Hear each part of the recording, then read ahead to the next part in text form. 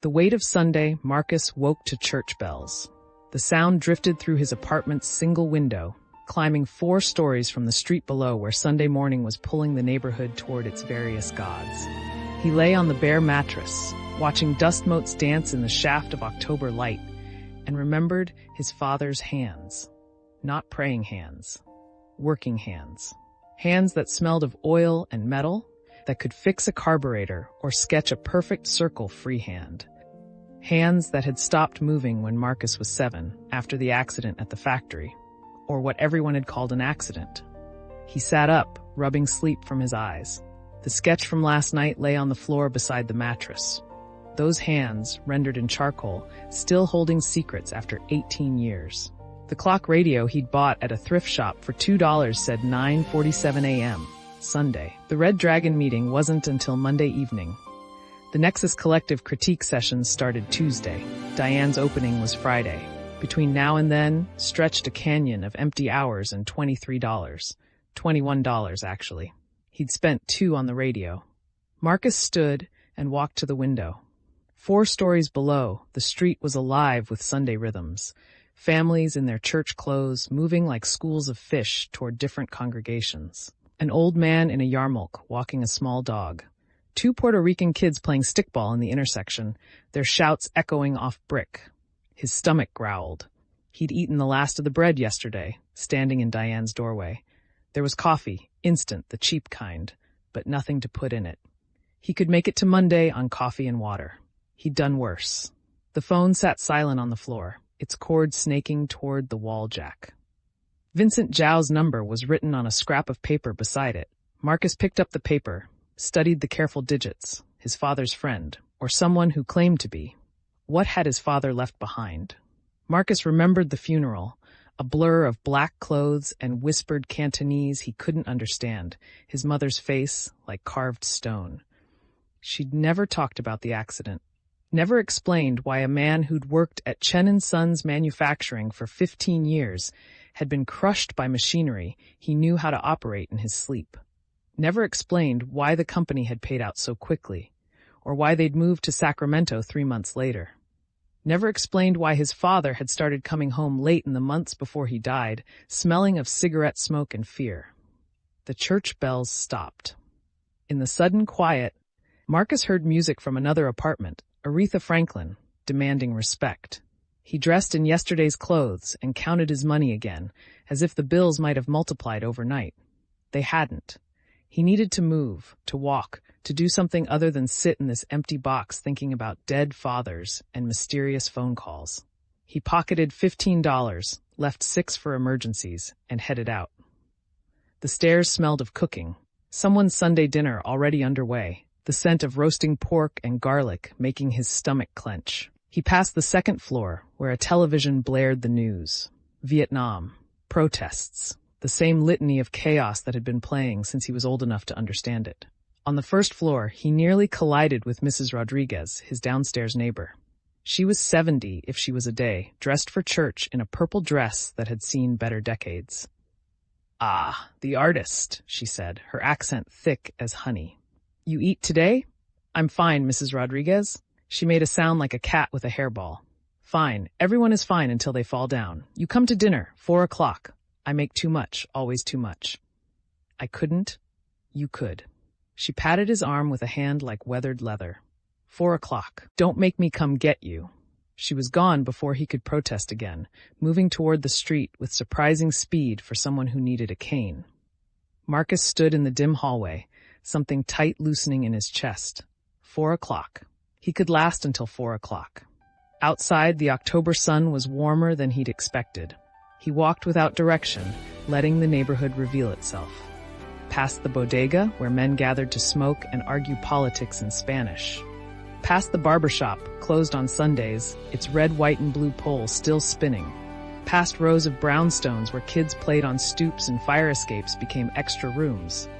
This was the Bronx that tourists never saw. Not the burning buildings and gang violence the news loved to show, but the real neighborhood underneath. People making lives in the margins, creating community in the spaces the city forgot. He found himself walking south toward the park. Crotona Park, Diane had called it. 20 minutes later, he was there, a green space carved out of concrete where Sunday had a different flavor. Families picnicking, couples walking hand in hand, old men playing dominoes at stone tables. Marcus found a bench near the lake and sat. Drew out his sketchbook, the small one, the one he could afford to fill. Started drawing the scene in front of him. A father teaching his daughter to throw a baseball, her form all wrong, his patience infinite. His own father had taught him to draw. Not formally, David Chen had never been to art school, but in the margins of his life. Sketches on napkins during dinner, drawings on the backs of bills. A way of seeing the world that Marcus had inherited like a genetic trait. "You got a good eye." Marcus looked up. The man standing beside his bench was maybe 60, black, with silver threading through his short hair. He wore paint-stained work pants and a denim jacket that had seen better years. "Thanks," Marcus said. The man gestured at the bench. "Mind? It's your park. Everybody's park." He sat, pulled out a cigarette, offered one to Marcus. Marcus shook his head. The man lit up, exhaled smoke toward the lake. "You new around here? That obvious? You got that look, like you're still figuring out where you fit." He smiled. "I'm Jimmy Reese. Marcus Chen. Chen, Chinese? Half. Half's enough. My grandson's half Puerto Rican, half black. World's mixing itself up, no matter what the old folks say." Jimmy took another drag. "You draw for money or love?" "Both, I hope, eventually." "Eventually's a long time to wait." Jimmy nodded at the sketchbook. "What you working on?" Marcus showed him the drawing. The father and daughter, still rough but taking shape. "That's good," Jimmy said. "You catch the feeling, not just the picture. That's rare." He paused. "You looking for work?" "I start at a print shop Monday. I mean real work. Artwork." Jimmy stubbed out his cigarette. "I run a youth center a couple blocks from here. We got an after-school program, kids who need something to do besides get in trouble. Art teacher quit last month, moved to Boston. Pays $75 a week, 3 afternoons. You interested?" $75, 3 afternoons. Marcus's mind raced, calculating. That was more than the print shop, and it was actually art, actually teaching. "I'm interested," he said. "Good." Jimmy stood, pulled a card from his pocket. "Come by tomorrow, meet the kids. If they don't eat you alive, job's yours." He grinned. "Fair warning, they're 13, 14, rough age, rougher neighborhood. I can handle it. We'll see." Jimmy started to walk away, then turned back.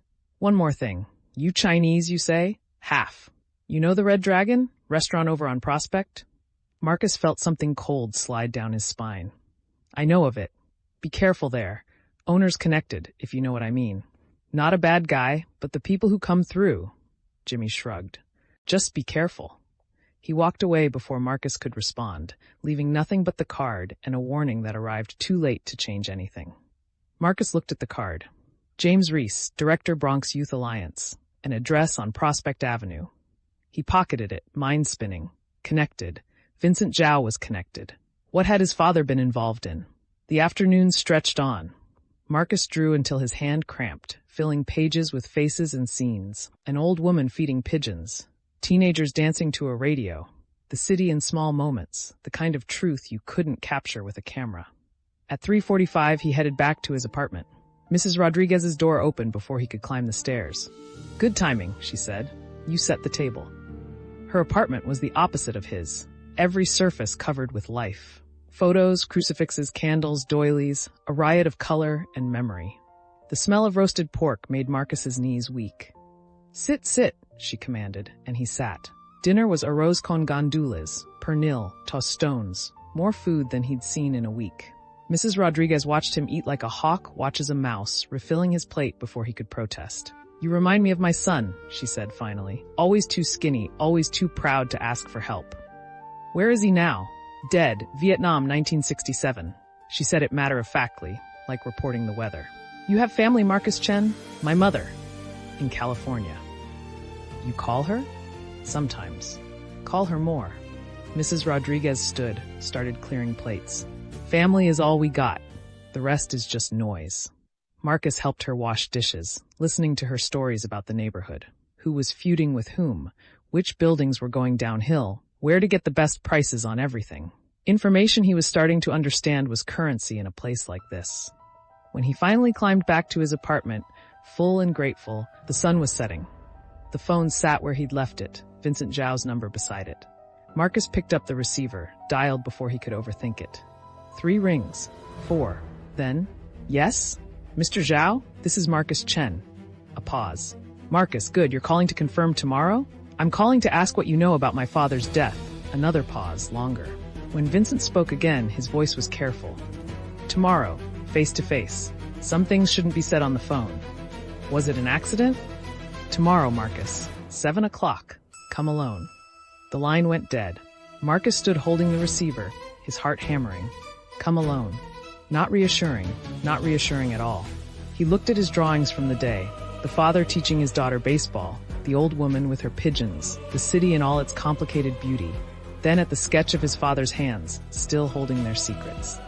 Tomorrow, he'd learn the truth. Tomorrow, he'd walk into the Red Dragon and face whatever Vincent Zhao had to tell him. But tonight, in this apartment that was starting to feel less empty, Marcus Chen was alive in a city that was starting to feel like home. He made coffee, black, bitter, and drew until midnight. Drew his father's face, trying to remember features that time had blurred. Drew the factory where he'd died. Drew questions without answers, secrets without keys. When he finally slept, he dreamed of hands covered in oil and blood, reaching toward him with something he couldn't quite see. He woke at dawn, gasping, the dream already fading. Monday, the Red Dragon, the truth, whatever it cost. Marcus got up and started getting ready. Thanks for watching our stories. Don't forget to like and subscribe for more epic adventures. Thanks for watching our stories. Don't forget to like and subscribe for more epic adventures.